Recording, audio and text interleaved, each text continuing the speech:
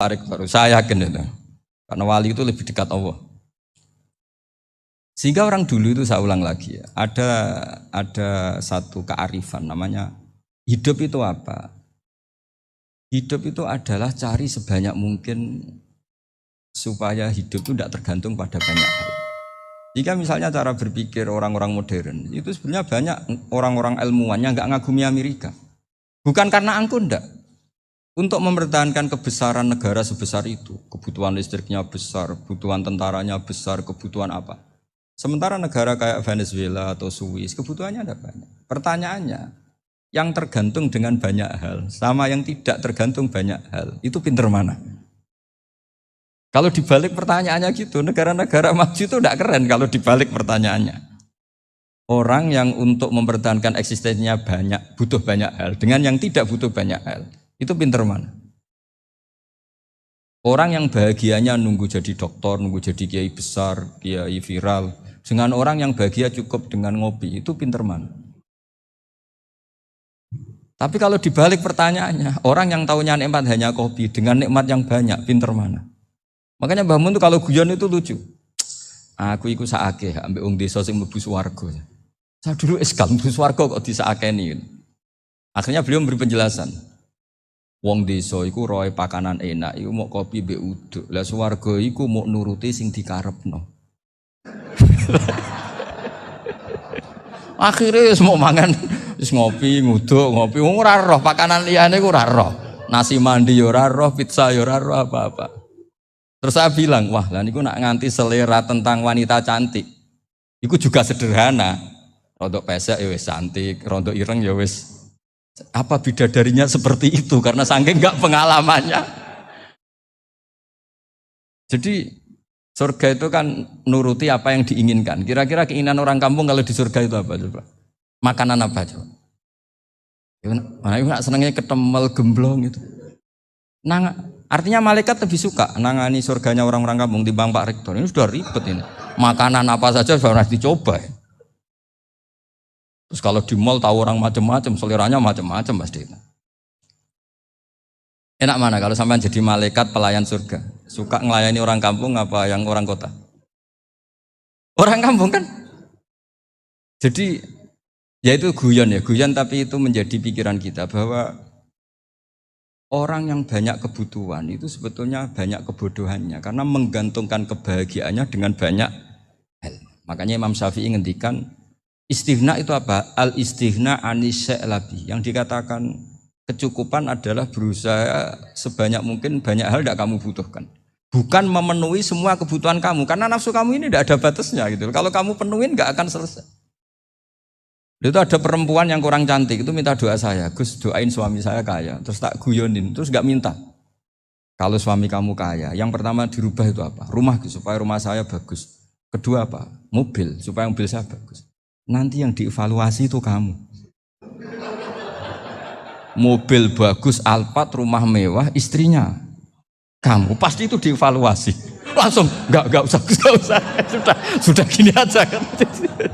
Jadi pertama yang dievaluasi itu kaya itu coba kalau suami kaya itu yang dievaluasi pertama rumah ya, rumah ganti. Setelah itu apa? Mobil. Kira-kira berikutnya akhirnya sudah Gus nggak jadi. Nabi Ibrahim itu pernah minta umur panjang, keren umur panjang.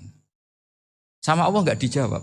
Datang orang tua gitu mertamu ke Nabi Ibrahim, terus disuguhi dikasih kurma. Apa itu? Kok kurma apa? Anggur yang sudah matang sekali, sudah dimakan. Setelah dimakan meler keluar lagi, dimakan lagi meler lagi. Terus Nabi Ibrahim masuk lagi ke kamar. Ya Allah, doanya tak cancel. Nanti kalau saya tua kayak itu. Jadi Allah itu gak jawab langsung tapi ngirimkan itu. Akhirnya ya Allah gak jadi. Nanti takut itu. Saya pernah ngalami jadi kiai tadi ada ibu-ibu ya gak pati cantik lah. Suaminya tuh miskin sekali. Minta doa saya supaya kaya. Bareng tak kasih pertimbangan itu udah gak usah gak jadi itu.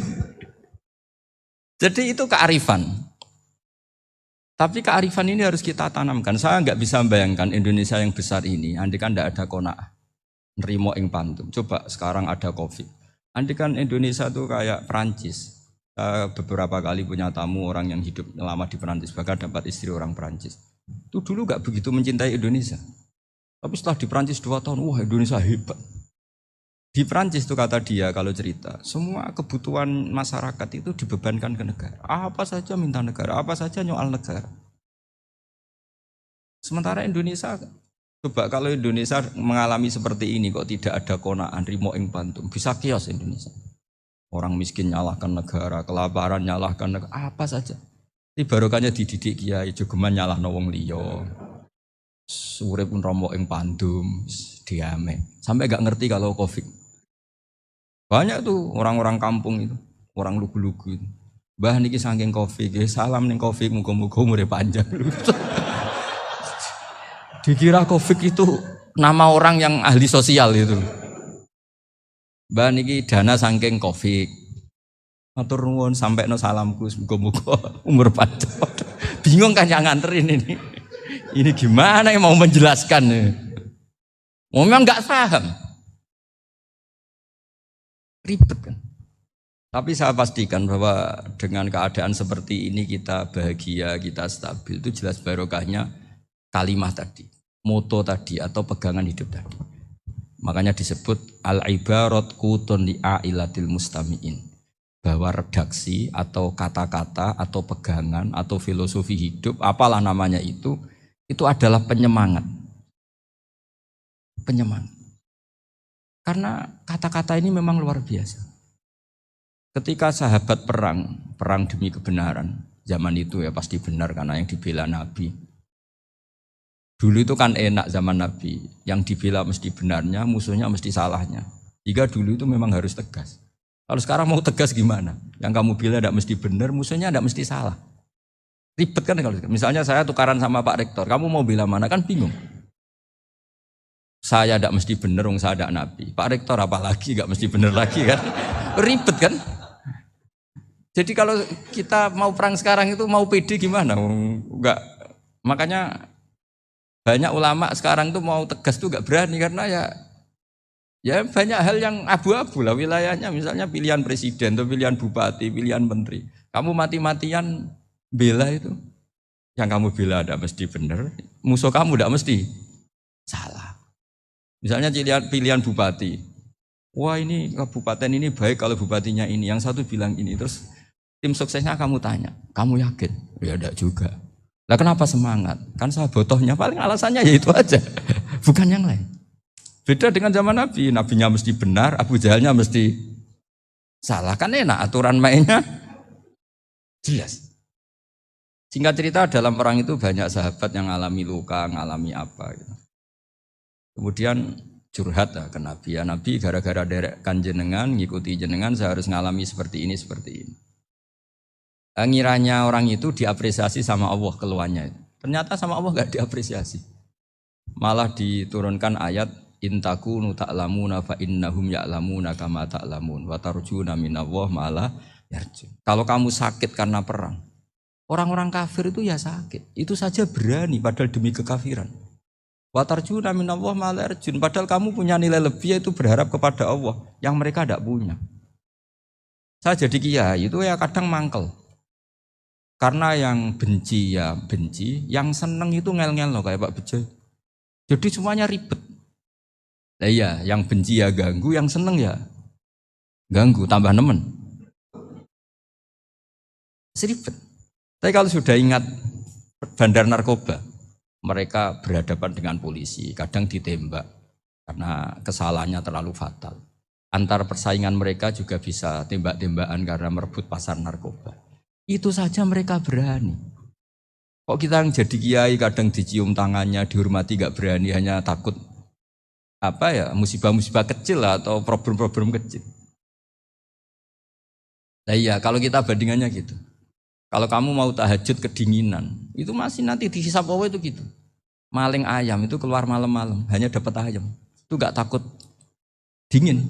Ya gak takut digebuki masa. Kamu mau tahajud saja takut dingin. Makanya nanti hisabnya orang soleh itu nanti dijajarkan orang dolim. Terus diperbandingkan. Wah itu habis kamu kalau itu. Jadi misalnya Unisula mau rapat, tapi ini malam, kalau malam dingin nanti sama masuk angin. Anak-anak pang di perapatan aja berani kamu. Kalau sudah perbandingannya gitu tuh ribet kita nanti. Makanya itu kalimat itu moto atau filosofi hidup. Sehingga diulang lagi nasihat itu. Iyam saskum korhun fakodu masal koma korhum mislu. Kalau kamu kena luka, orang-orang yang nggak benar juga akan kena luka. Itu aja berani demi ketidakbenaran. Masa kamu demi kebenaran enggak berani? Akhirnya orang itu, ya itu kalimat, itu heroik. Makanya kita ini penting ya, makanya tadi himne Unisula dimulai kalimat thayyibah. Karena kalimat ini yang menjaga kita kalimat ini. Misalnya tentang Tuhan. Kenapa orang Islam imannya kokoh seperti ini, termasuk yang sudah hidup di Amerika, di Australia, di mana-mana. Itu ya barokahnya ajaran atau barokahnya kalimah. Saya sebut kalimah saya pakai bahasa santri. Karena la ilaha illallah itu dalam tradisi santri disebut kalimatu haqqin alaiha nahya wa alaiha namut wa alaiha nub'ats. Ada yang riwayat wa biha nub'ats insyaallah taala minal aminin. Kenapa mereka di mana-mana meskipun sekolah di Amerika, di Australia, bahkan di Uni Soviet tetap mukmin? Itu barokahnya ajaran yang benar. Allah itu siapa? Tuhan. Tuhan itu sifat dasarnya apa? Awal. Dia harus wujud awal sebelum makhluk yang lain. Sehingga ketika ada negara yang maju, yang tertib, manajemennya tertib, masyarakatnya makmur, tapi punya Tuhan yang tidak seperti itu, tidak awal, itu sudah gak nyaman. Karena ndaklah keren Tuhan saya, karena Tuhan saya itu al-awwal, zat yang pertama. Tuhan saya keren lah, zat yang gak mati. Tuhan yang gak mati, yang gak pernah mengalami kematian. Sehingga tontonan atau yang dilihat kenikmatan-kenikmatan yang lain ini tidak mengubah dia pendirian tentang Tuhan. Karena mantapnya satu kalimat tadi bahwa Tuhan itu ya harus satu, harus awal, harus tidak mati, tidak rusak, tidak mengalami apa-apa yang membahayakan. Sehingga ketika ditawarin Tuhan yang lain meskipun menjanjikan secara finansial atau kemakmuran, mereka gak tertarik. Itu coba, itu barokahnya makmur apa barokahnya ajaran? Barokahnya ajaran, sering negara Islam itu kalah makmur dengan mereka, tapi barokahnya ajaran ini tetap apa? Tetap Islam. Makanya Nabi Ibrahim, Nabi yang sukses bikin wa ja'alaha kalimatam baqiyatan fi aqibi. Sehingga kita ini bekti sama orang tua misalnya, itu ya karena ajaran. Suwargamu itu karek wong tuamu, nak wong tuamu ridho, Allah ridho, nak ora ridho, Allah ora ridho. Ridho wa fi ridhol walidain wa sakhatu wa sukhtu wa fi sakhatil. Sehingga ketika ada orang tua yang agak brengsek gitu, anak-anak tetap hormat. Punya orang tua yang miskin, yang sudah miskin, tukang tombok nomor, banyak kan di kampung gitu. Ya tetap hormat. Coba kalau dari awal kita ngajari orang tua kamu hormati ya, kalau baik, kalau enggak usah. Bisa geger Indonesia. Tapi barokahnya ajaran-ajaran itu Indonesia tertib karena ada ajaran. Nah ini di sini pesantren dan Unisula semua harus berkontribusi membuat ajaran yang benar itu adalah ciri utama Islam. Sehingga Islam ini dimulai dengan ajaran kalimatu haqqin alaiha nahya wa alaiha namut. Sehingga kita tenang seperti ini. Saya ini termasuk kiai yang tenang. Meskipun kata orang banyak saya ini kiai besar, tapi termasuk kiai yang paling tenang. Termasuk yang paling tenang. Karena saya ini pakai mazhab orang-orang hebat. Saya berkali-kali cerita, orang kayak Imam Syafi'i itu orang yang luar biasa. Saya berkali-kali cerita, orang yang tadi nyium tangan kamu ya Imam Syafi'i, di belakang tuh ngerasani kamu, menghujat kamu. Jawabannya enak saja. Berarti saya alhamdulillah orang yang wibawa. Buktinya di depan saya nggak berani. Jadi enteng saja. Diceritain sebagian kampung, sebagian separuh dari warga kamu itu nggak suka kamu. Ya bagus lah nggak suka saya, nggak akan utang duit saya.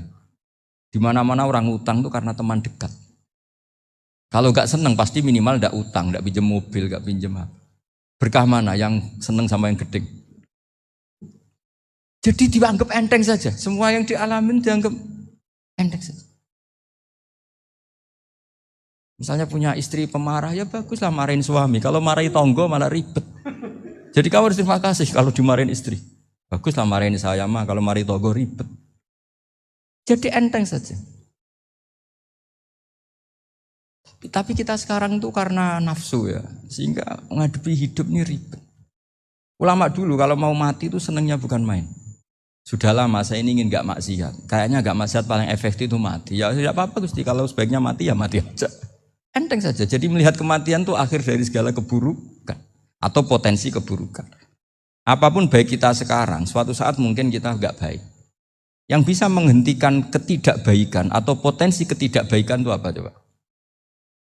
Mati kan? Berarti mati itu mengerikan apa menyenangkan? Mesti kamu tidak berani menjawab. Meskipun secara ilmu kamu berani, tapi secara rasa agak berani kan? Saya ulang lagi ya, yang bisa menghentikan keburukan atau potensi keburukan, itu apa coba? Apa? Kematian. Berarti kematian itu menyenangkan atau menyusahkan? Apapun kamu tidak berani jawab, karena kamu agak-agak duniawi itu kelihatannya. Tapi secara ilmu, kamu tahu kan kalau mati itu tidak buruk-buruk banget. Karena apa? Itu akhir dari segala keburukan.